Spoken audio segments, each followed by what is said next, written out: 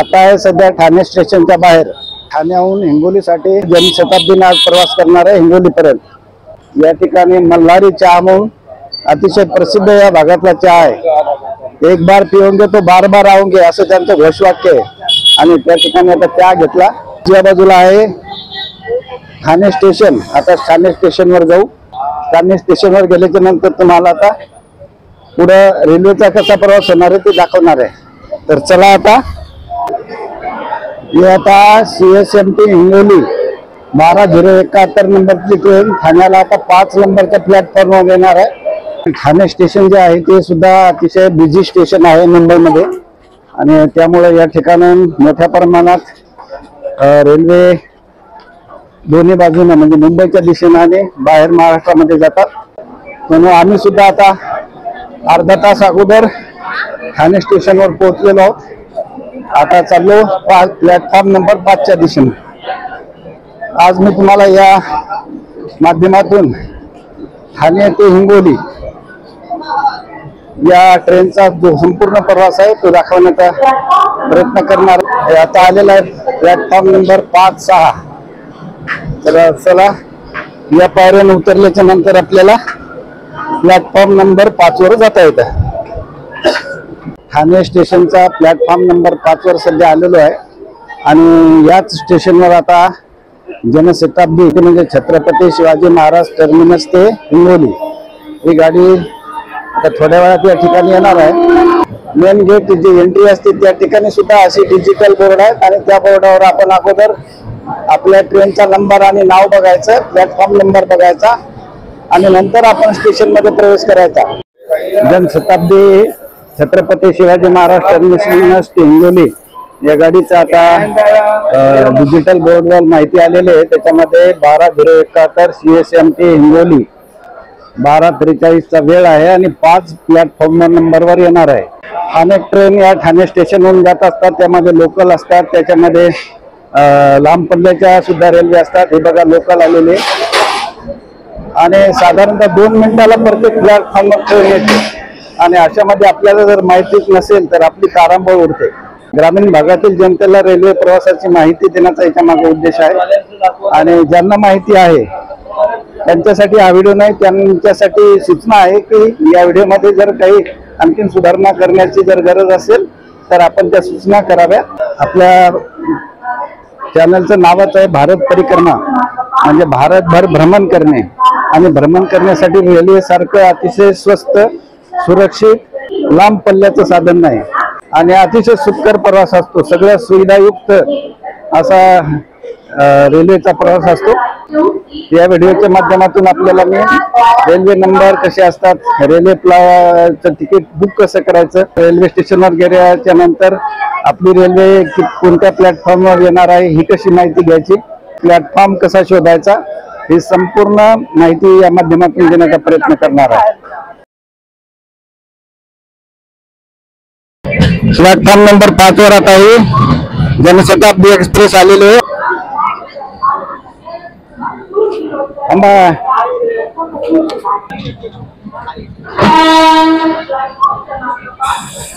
Janshatabdi express आपल्याला या प्रत्येक ट्रेनमध्ये अशा पद्धतीने नामोल्लेख केलेला जाणारे काय जाणारे सगळं त्याच्यावर लिहिलेलं असतं आणि त्याहून आपण आपल्या ट्रेनचा नंबर आणि नाव बघू शकतो।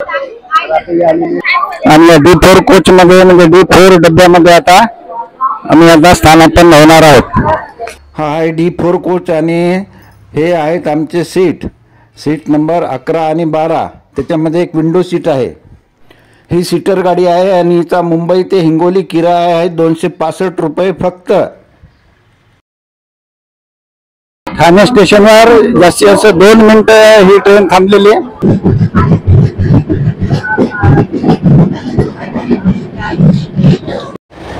प्रत्येक डब्यामध्ये असे नंबर लिहिलेले असतात। आपण प्रवेश केल्याच्या नंतर सुद्धा त्याची खात्री करू शकतो। जेव्हा आपण रेल्वेने प्रवास करतो आपले तिकीट कसं काढायचं इथपासून तर आपण प्रवास आपल्या सीटवर जाऊन बसेपर्यंत कसा संपूर्ण व्यवस्था असते ती या माध्यमातून सांगणार आहे। तेव्हा तिकीट काढण्यासाठी आपल्याला 2 पर्याय उपलब्ध असतात, म्हणजे आता सध्या आहेत। त्याच्यापैकी पहिला पर्याय आहे ऑनलाईन तिकीट काढणे IRTCचं अकाउंट आपण ओपन करायचं आणि ते लॉग इन केल्याच्या नंतर आपण आपल्या स्वतःच्या मोबाईल सुद्धा तिकीट काढू शकतो. आणि दुसरा मार्ग आपण रेल्वे स्टेशनला जाऊन काउंटरवरून तिकीट काढू शकतो. आपण साधारणतः 1 तास अगोदर जर स्टेशनवर आलो तर स्टेशनवर आल्यानंतर त्या डिजिटल स्क्रीनवर आपल्याला अनेक ज्या गाड्या तिथून जाणार आहेत त्या वेळेमध्ये त्याचे स्क्रीनवर नावं, नंबर आणि टायमिंग सगळं येते. त्या गाडीचा प्लॅटफॉर्म नंबर सुद्धा त्याच्यावर येतो. त्या छोट्या स्क्रीनवर गाडीचा नंबर आणि गाडीच्या बोगीचा नंबर हा दिलेला असतो. आमच्या गाडीचा नंबर आहे 12071. हा नंबर आलेला आहे आणि हा आहे कोच नंबर D4. तिकीट काढण्यापासून तर आपल्या सीटवर येऊन बसेपर्यंतची संपूर्ण प्रोसेस आहे. तर हा जर व्हिडिओ आवडला तर शेअर, लाईक आणि सबस्क्राईब नक्की करा. दिवसा प्रवास करण्याचा हा फायदा असतो की आपल्याला निसर्गाचा मनमोहक आनंद लुटता येतो. हिरवीगार राने, झाडे, ओढे, नद्या असं सर्व दृश्य आपल्याला बघता येतं. कसारा घाटातून प्रवास करणे ही तर एक पर्वणी असते. टुमदार गावे आणि वनश्रीने नटलेला महाराष्ट्र आपल्याला अनुभवायला मिळतो, मन मोहून टाकतो. नाशिक जिल्ह्यातील समृद्ध शेती महाराष्ट्राच्या समृद्धीची साक्ष देते.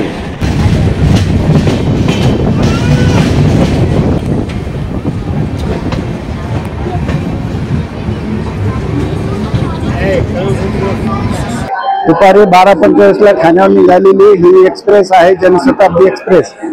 आणि ही एक्सप्रेस आता 3 तास लागले ठाण्याहून नाशिक रोड या ठिकाणी पोहोचायला. 5 मिनिटात या ठिकाणून ती प्रस्थान करणार आहे मनमाडच्या दिशेने. नाशिक रोड मध्ये फक्त 2 मिनिट हॉल्ट होता. बघा नाशिक रोड रेल्वे स्टेशन.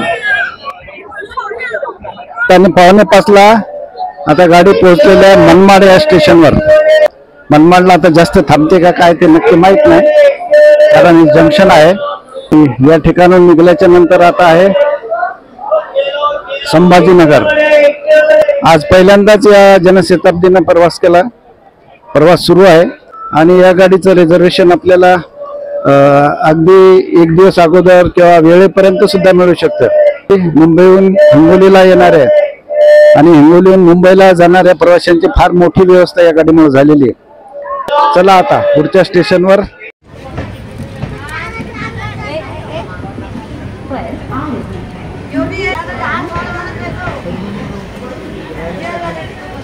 या प्रवासात किल्ले सुद्धा आपल्याला पाहायला मिळतात. हा आहे अंकाई आणि टंकाई जोड किल्ला. या अंकाई आणि टंकाई किल्ल्याचं निर्माण यादव वंशातील यादव राजांनी केल्याचं सांगितलं जातं. हा आहे बहुला फोर्ट. महाराष्ट्रातील किल्ले ही महाराष्ट्राच्या समृद्धीची आणि सामर्थ्याची, पराक्रमाची साक्ष देणारे किल्ले सुद्धा या प्रवासात आपण बघू शकतो. संभाजीनगर या ठिकाणी आता जनशताब्दी एक्सप्रेस आलेली आहे आणि ठाण्याहून निघाल्याच्या नंतर साधारणतः 6 तास या ठिकाणी येण्यासाठी लागले. आता सायंकाळचे 6:45 वाजलेले आहेत. या ठिकाणून जालना, परतूर, परभणी, पूर्णा आणि नंतर वसमत, हिंगोली असा हा आता प्रवास राहिलेला आहे.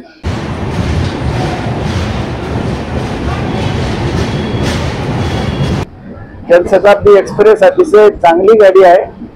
बसण्याची सुविधा फार चांगली आहे. हिंगोली, परभणी जिल्ह्यासाठी ही गाडी एक वरदान ठरलेली आहे, कारण केव्हाही या गाडीचं रिझर्वेशन आपल्याला मिळतं. या गाडीनं पहिल्यांदा मी प्रवास केला, पण कोणताही कंटाळा आला नाही. अतिशय छान असा प्रवासाचा आनंद घेता आला. तर हा व्हिडिओ आवडला आजच्या प्रवासाचा तर शेअर, लाईक आणि सबस्क्राईब जरूर करा. आपले हिंगोली जिल्ह्याचे जवळ बाजारचे राजू गोपनपल्ले भेटले. यांनी मुद्दाम चॅनलची चौकशी केली, त्यांना चॅनलची लिंक लावून दिली आणि सबस्क्राईब सुद्धा त्यांनी केलं. असे प्रवासात मित्र भेटतात. आज हेही भेटले. आणि समाधान पाटील तसेच आमचे डॉक्टर अंकुशे साहेब सुद्धा आहेत. आणि अशा प्रवासामध्ये चांगली माणसं भेटतात. डॉक्टर साहेबांचं फार छान असं सहकार्य झालं, दिवसभर बोलणं झालं, त्याच्यामुळे वेळही गेला. सगळ्यांच्या सोबत प्रवास अतिशय उत्तम झाला. व्हिडिओ जर आवडला तर शेअर, लाईक आणि सबस्क्राईब जरूर करा. धन्यवाद.